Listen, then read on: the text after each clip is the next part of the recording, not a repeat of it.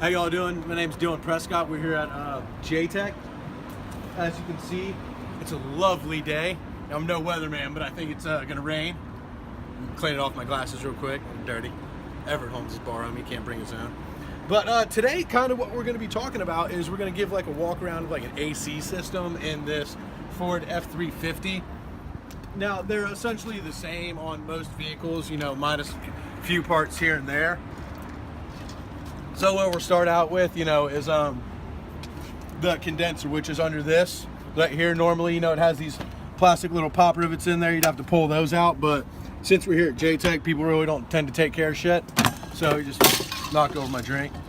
It's just water. There's no alcohol, unfortunately. So take these out of the way.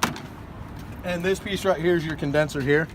It's kind of like a radiator. If you look at it, how it's got the fins going across it. It's got your high pressure lines and whatnot.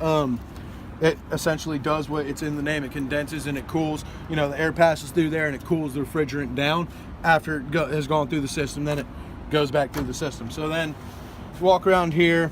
This is your high pressure port here. That's where you'd hook up a machine to it. High pressure line runs back in to the back of your AC compressor, air conditioning compressor. This is a belt driven, as you can tell, there's a belt driven on it. The clutch is on the front here. You know, that's kind of what actually controls the AC system. That clutch will activate right there. Like I got fat fingers so you can't see it spin.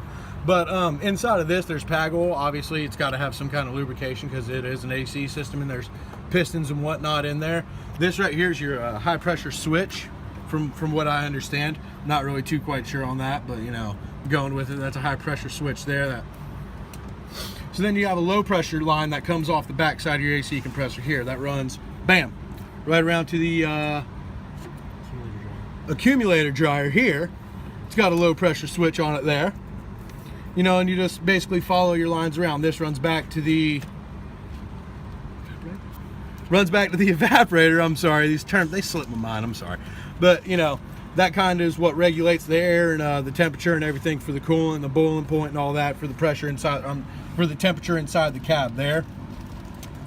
You know, unfortunately, like I said here at JTech, people tend to not take care of things too much. That, believe it or not, that line's not supposed to be twisted like that. It's supposed to be straight.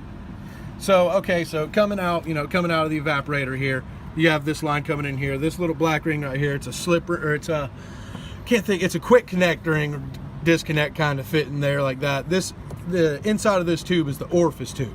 Inside of this line here is the orifice tube. And that's basically like an inline filter kind of thing there. You need a special quick disconnect tool. You kind of put it in there, pop that thing off there. And that's, you know, it's really just, here's your blower motor housing here. Your motor's actually inside of there. That's pretty much just like a rough walk around of the AC compressor, or the AC system in a F-350 Super Duty diesel.